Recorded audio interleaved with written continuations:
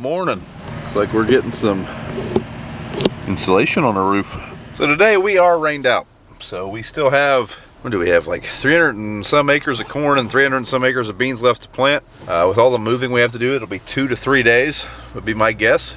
But right now we're rained out. It was supposed to be dry today, and it's supposed to be dry tomorrow. We were really hoping to get back in the fields tomorrow evening. And that's not going to happen now. It's supposed to rain again tomorrow, like a 70% chance. So it's going to throw a delay in finishing up, but it's all right. It's still kind of early. You guys are probably watching this around Memorial Day or so, but today is May 15th, so not super late yet. The goal was always Memorial Day, but as long as we have our beans in the ground, or our corn in the ground by June 5th, we'll be happy. Yeah, sooner the better, but June 5th at the latest, because that's our insurance date.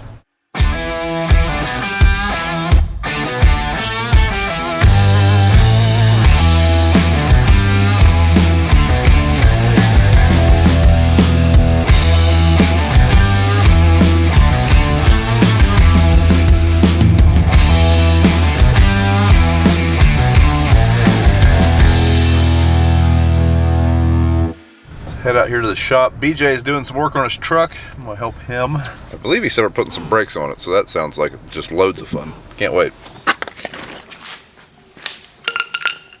Just pads, not rotors. Well, We're gonna watch it.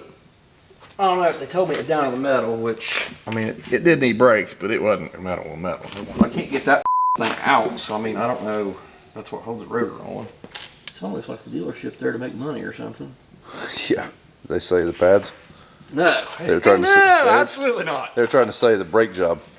They want to do 12 grand worth of work, and I bought all the parts to do it myself for like 500 bucks. They want 12 grand? 1200, sorry. It's Monday. Haven't finished my coffee yet. My brain didn't work right. So that is impressive. It was 12 grand. I'm like, you just keep the truck, fellas. Break that off in the hex screw that holds it on there. Hey, I bet your rotors are good for another brake pad. Probably so. Till that comes out and gets wedged in the brakes. Rotors bad? Bitch, not really. I've got rotors in the box that's got rain on, so I can't get it. Oh, I've got pads in. I don't have the rotor off. I don't have the other side done. But you got one of them out, one of them There's not one. There only is one. Oh, that's it. So BJ's still working on his brakes. I'm gonna come over here to the bins and, well, we're gonna get the little Massey out, the new little 5S, and we're gonna do some more bush hogging. So now that we're rained out of the fields, it's not too wet to bush hog, so mow around the grain bins and around the new house site and a few farm lanes. It's like them guys are, well, I don't know what they're doing right now. Hopefully they're putting my roof on. I got all the insulation up there. Hey folks, have you ever wanted your own Kloss combine? How about a Challenger tractor? Maybe a Gleaner combine?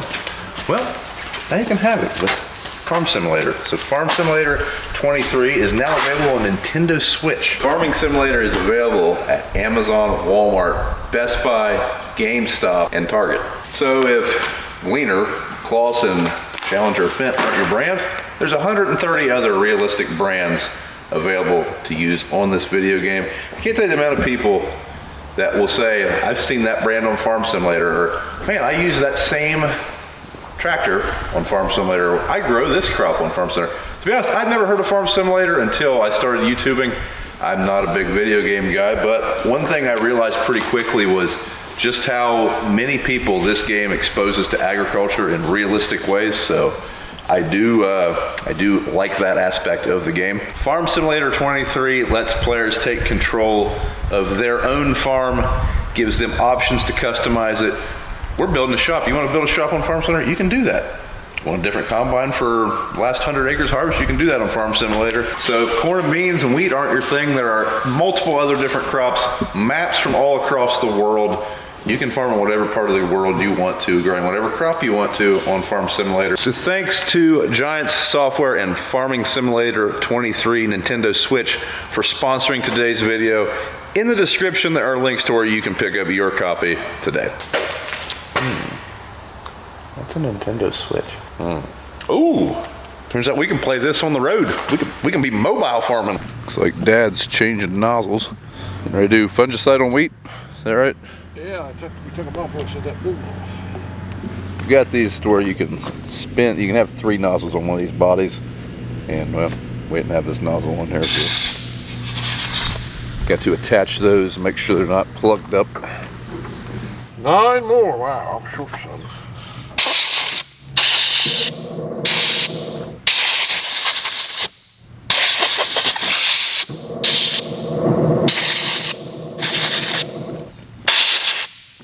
So the spray trailer is over here and it's got water in it. We've never used it yet. This is gonna be the maiden trip. We're just putting in fungicide. Not a bunch of totes being pulled out of. See if Dad knows how to use this thing yet. Don't be dead. Come on. You want to start. Now we're talking.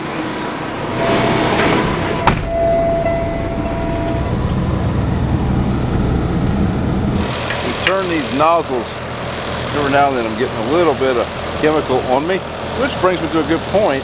You ever notice that the only people that ever seem to get cancer from Roundup live in California? I don't know if Roundup's in this boom, but I've had Roundup on me a lot of times. So is Dad. Maybe we're the lucky ones. I don't know, but it seems like most farmers are in the same boat. I have to change that one, looks like.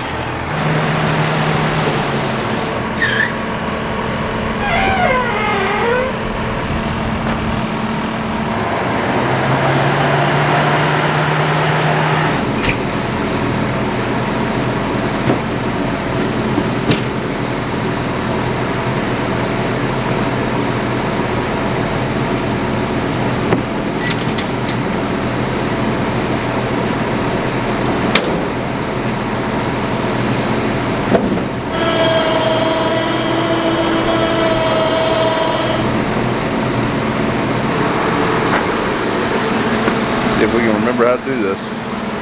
Ain't looking good. So this is our first time using our new spray trailer equipped with banjo fittings, the quick draw system. Nice spray trailer, but hopefully we know how to use it. We get it figured out, it's gonna work awesome. Getting it figured out. So one thing we really like about this system, these things won't pump air. Like if we run a tote up here and it starts running empty, a lot of systems, they will still keep counting like you're pumping fluid. This one knows when you're pumping air and when you're pumping fluid. And we stalled. 100 gallon. Huh? That's 100 gallon. You already pumped 100 gallon? Stopped. This is kind of neat. I think we almost got this figured out. So we have told this thing that we are going to have 2 products. They're both in manual jugs. We don't have totes for these products. We got Unverferth Ace, which is a fungicide, and then we've got an insecticide we're putting in. They both have to go through the inductor. So when we hit start, that thing will fire up the pump, open the valve for that big tank. It's going to run 20% of our load, which is 240 gallons of water in there. It will pause pumping water, and then we will come in here and add our jugs of fungicide. Once we get enough in there that we have to manually tell it that, hey, we've got our, I think it's 8.5 gallons, we will hit select and it will drain this inductor here, and then we will add our second manual product, which is our insecticide. Click select, and then it will go back to filling our load with water. Once it gets to 1,200 gallons, the thing will manually shut itself off, clean out all the valves, and it's all there is to it. Like I said, I think this is going to be a really awesome system once we get her figured out. This is our first load, so we're a little nervous. Now this one is pretty simple. Now if we had totes up here, all these hoses go to the totes. So like if we had a big tote of Roundup right here, for example, we'd put in whatever our rate is per acre, put up how many gallons of water we wanted, and it would automatically calculate how many gallons of Roundup we need to suck from that tote. Now when you have multiple totes up there with a manual system, not an automated one, you can accidentally pump chemical into a tote. We've done that before. Hopefully this doesn't happen with this. It should be ready to run.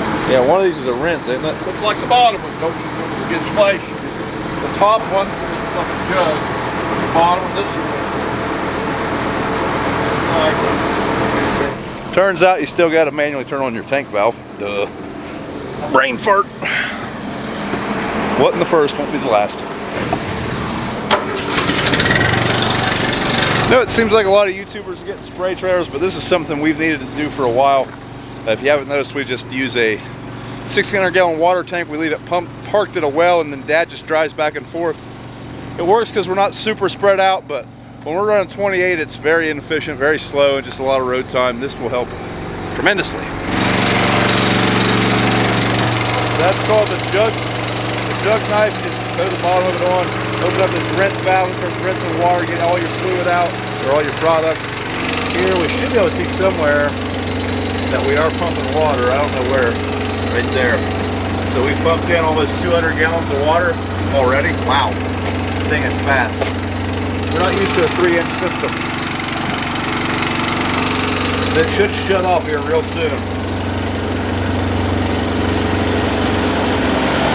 Yep. Manually add product. You got 8.5 gallons yet? Go ahead and let go. I suppose you go. Well, I got to manually put in how much we got. Well, that's 7.5. I got that jug.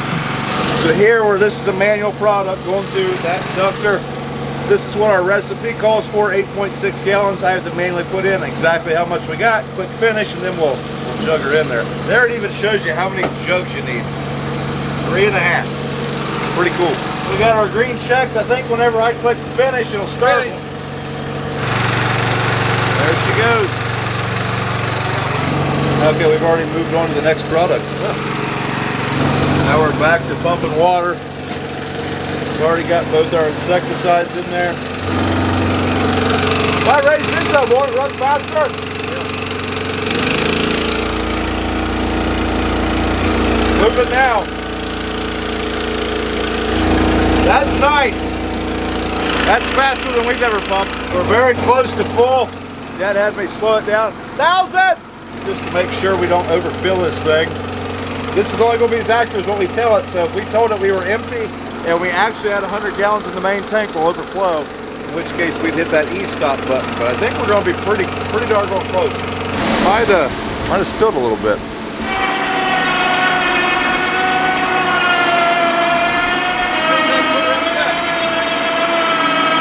So easy, even we figured it out. Yeah. Dad's gonna take his pickup down to another farm where he's gonna end up with the sprayer. I'm gonna give him a ride back to the sprayer, but he had to go get some stuff. So while he's doing that, I'm gonna put some def in this new 5S.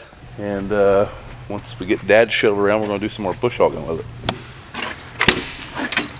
So if y'all missed the video, this is a tractor from Massey Ferguson here on long-term demo. So we will have this the remainder of summer. And yeah, it's going to be our bush hog, just general purpose tractor. And yeah, it's nice. I'm a big fan.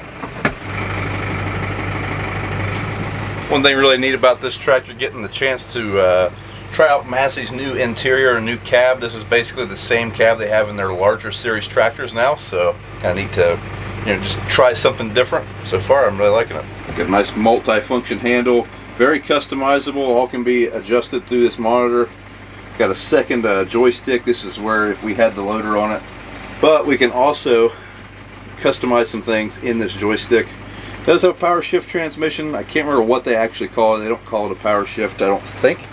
But basically if I push that stick forward, it's going to shift for me. If I pull it back, it's going to keep shifting. It's not quite as good as a CVT, but it's pretty close. I don't really notice it other than when it does shift. Sometimes it's a little bit less smooth than a CVT.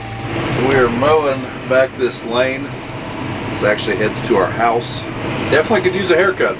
A little overgrown. Haven't made it over here with a small mower this year.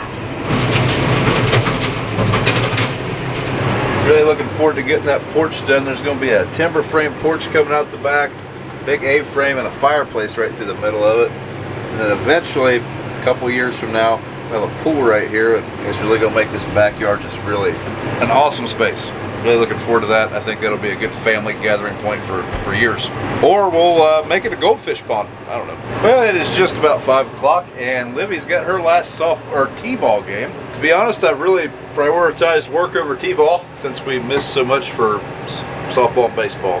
But since it's her last one, and we're just bush hogging, I'm darn sure going to go. And that'll probably be it for the day. And we'll come back tomorrow. It's supposed to rain again tomorrow. If it's not, and we can't plant, we'll probably be doing more of this. Morning. 2 mornings and 1 video. So today we are going to start off the day loading up the strip till bar. We got the Unverferth Raptor. It is going back to Unverferth. That was a demo for the season, and well, the season's over, so they're coming to get it. Got a trucker here. We've got to unhook our John Deere tractor so we can load it on the trailer. Let's go check out the building. The building crew's here. I know my wife, she's said things like, well, what's taking them so long? There's a lot of stuff to fasten and adjust and whatnot in this building. A lot of little things you don't see big progress on. Like all this bracing, there's a lot of bracing in this building, and that's what they're working on now. With the chance of rain, I think they're doing some trim work and stuff. Basically, they don't want to get caught with the insulation getting soaked in a downpour, so trying to do some of the other odds and ends. Like I say, lots of bracing.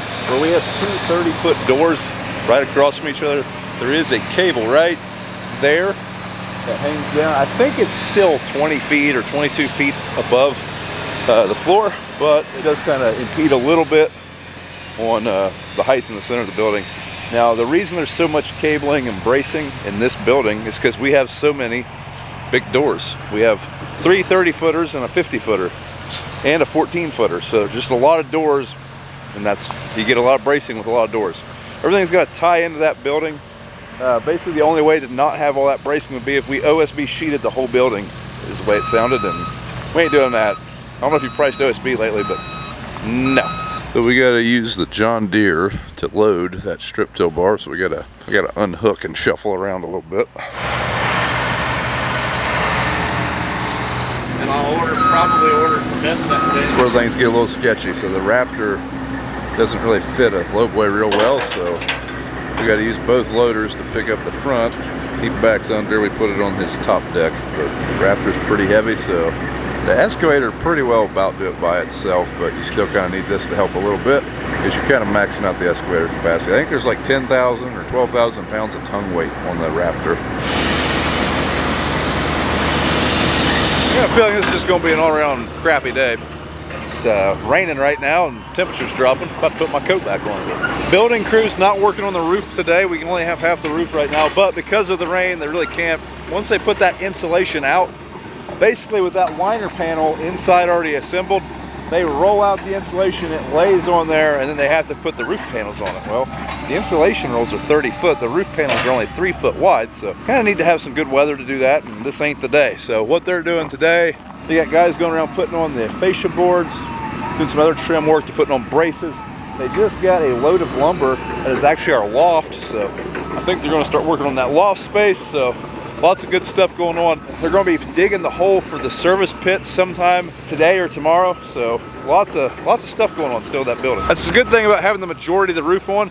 Even where the top of the roof isn't on, the liner panel will keep some of the rain off of them guys inside, so they can still work. And there's plenty of stuff to do. Go through the door. That's not the door. That's not the door.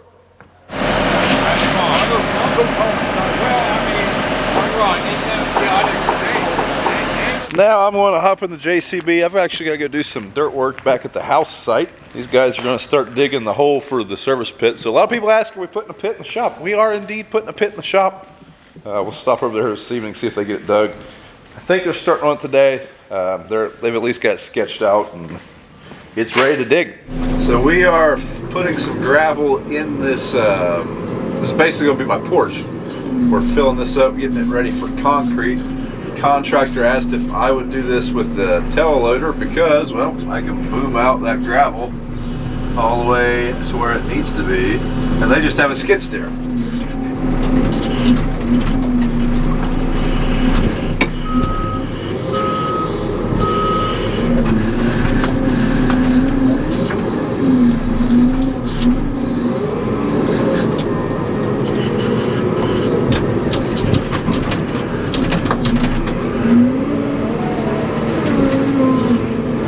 Whoops! That is going to make me mad the rest of the day. I bumped my porch with my bucket. Well, we're going to go put this up. I'll come back here and find a rake and spread some of that up. I told them I'd pile the gravel up. I didn't tell them I'd spread it out, but I got entirely too much gravel in part of that house. Way too much. Gotta make it. Hey, there is dirt down there. What we'll probably do, we're going to get done everything, we'll fill up the gravel, when we want to work off, we'll dig it out, we're going to fill it back up. That over there is 1/2 inch thick, 3 inch. What we drive across over there. Yeah, JCB helped in this task quite a bit. Smooth this mound here out. rake some around and call her good.